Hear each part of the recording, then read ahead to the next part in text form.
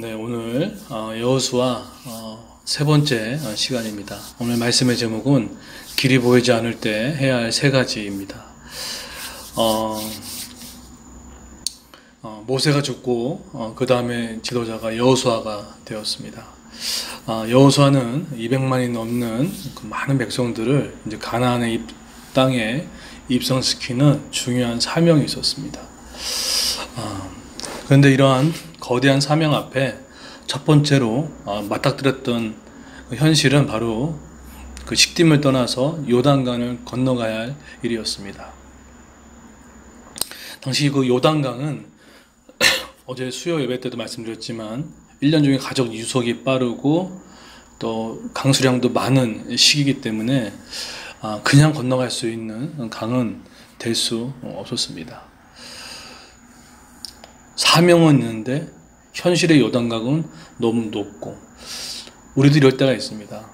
내가 취업을 하고 싶은데 내가 가고 싶은 회사는 너무 턱이 높고, 또 내가 원하는 건강은 이건데 또 해야 할 일은 너무나 많고, 자녀 교육에 대한 부분들은 알고 있는데 또 해야 할 것도 너무 많고 어떻게 길이 보이지 않을 때도 있고, 또 사업을 하고 돈을 벌어야 되는데 또 사명은 있는데 먹고 사는 것도 사명입니다.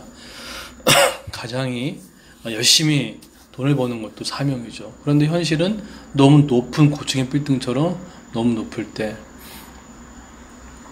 그럴 때 정말 당황하게 되고 좀 낙심하게 될 때가 우리한테 있습니다.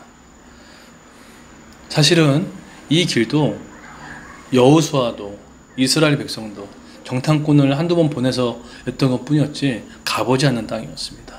거기에 뭐가 있는지, 또 어디에 매복을 하고 있는지, 무엇이 기다리고 있는지 전혀 알 수 없어요. 그래서 4절에 보면은 한 번도 가보지 없는 길을 가게 될 것이요 라고 표현합니다.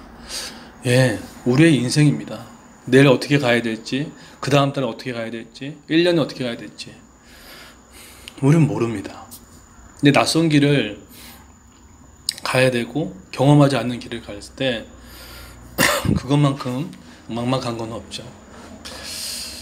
그랬을 때입니다. 그럴 때 우리는 어떻게 해야 할 것인가? 첫 번째는 3절에 보시면 백성에게 명령했습니다. 여러분은 제사장들과 레위 사람들이 여러분의 하나님의 여호와의 언약궤를 메고 가는 것을 볼 것이요, 그러면 지금 있는 곳을 떠나 그 뒤를 따라가시오.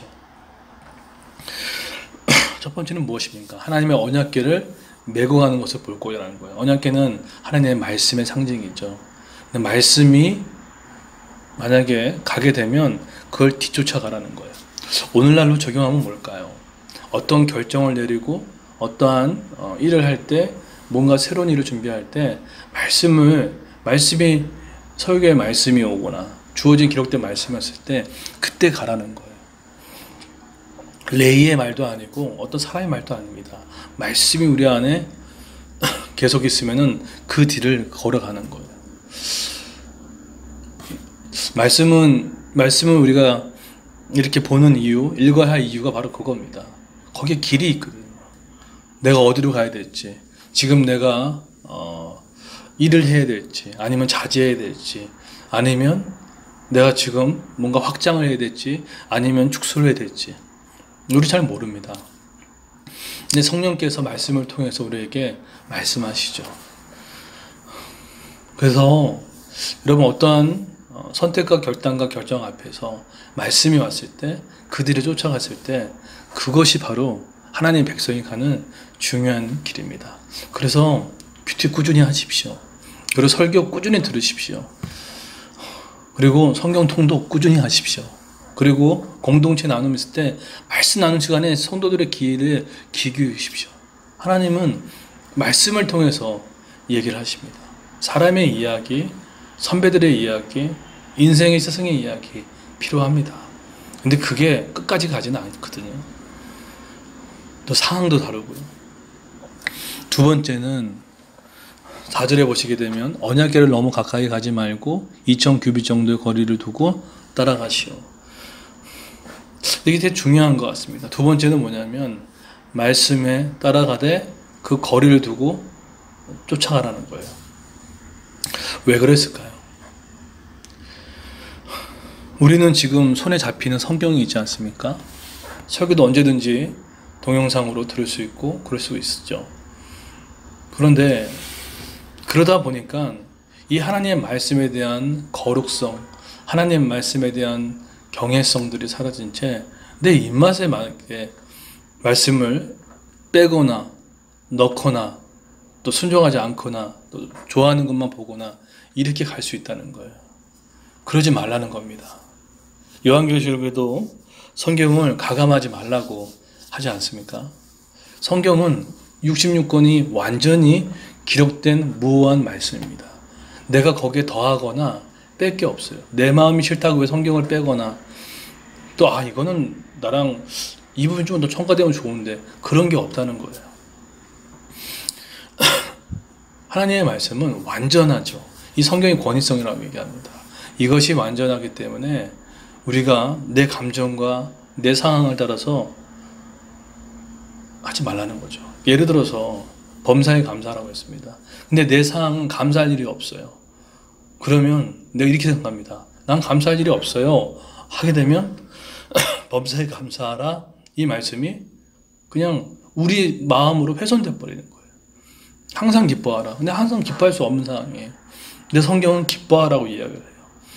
그랬을 때 기뻐하라는 그 이유가 있었겠죠. 근데 우리가 기뻐할 수 없어요 라고 했기 때문에 우리가 말씀을 가감해 버려요. 그리고 여러분 그래서 설교를 들을 때 이렇게 뭐 음성 설교나 뭐 주일에 설교 들을 때도요 가감해서 듣지 마셔야 됩니다. 그냥 그 말씀 자체로서 들릴 수 있게끔 하는 것들이 너무나 중요해요. 제가 첫 번째 목회했던 목사님을 만났을 때 제가 왜 그렇게 성장이 더뎠나 라고 봤더니 저는 제 생각이 많았어요. 네, 저거는 아닌데 저거는 맞는데 저거는 저렇게 하면 되나 이렇게 되어 있거든요. 근데 내가 배운 게 별로 없더라고요. 근데 나중에 그러지 말아야겠다는 생각이 들었어요. 그래서 어떤 목사님이 부임하셨을 때는 그냥 온전히 그대로 들었어요. 근데 그분께 제게 다 되더라고요. 하나님 말씀도 마찬가지입니다. 하나님의 길과 하나님의 생각이 우리와 전혀 다른데 어떻게 우리가 재단할 수 있겠습니까? 모르는 길 가고 계시죠. 말씀을 가감하지 마시고 있는 그대로 받아들이고 순종해 보십시오. 그리고 세 번째로 그 후에 여호수아가 백성이 말했습니다. 여호와를 위해 자신을 거룩하게 하시오. 내일이면 여호와께서 여러분에게 놀라울 것을 행할 것이요. 중요한 이야기를 하고 있습니다. 세상과 없는 새로운 경쟁력을 얘기하죠. 성결을 이야기를 합니다. 거룩하게 하라는 거죠.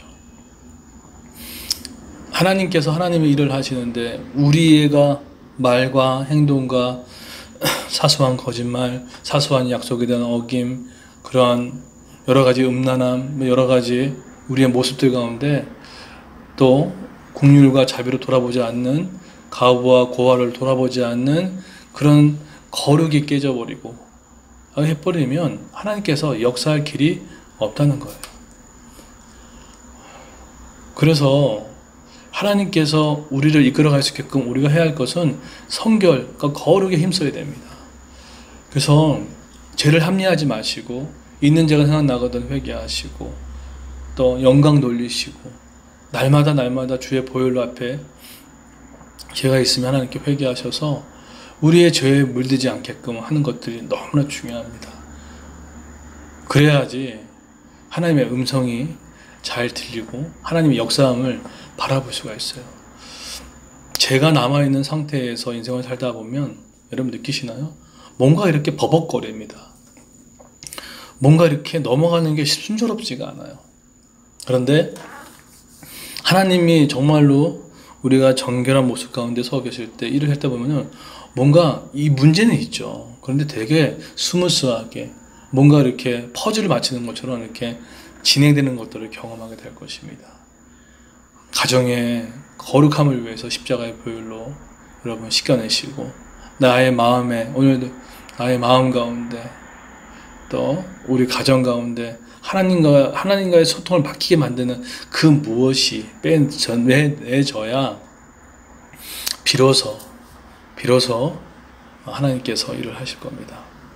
그것이 바로 길이 보이지 않을 때 해야 할 세 가지임을 우리 믿고 따라가는 우리 되는 성도 되기를 예수님의 이름으로 같이 소망합니다.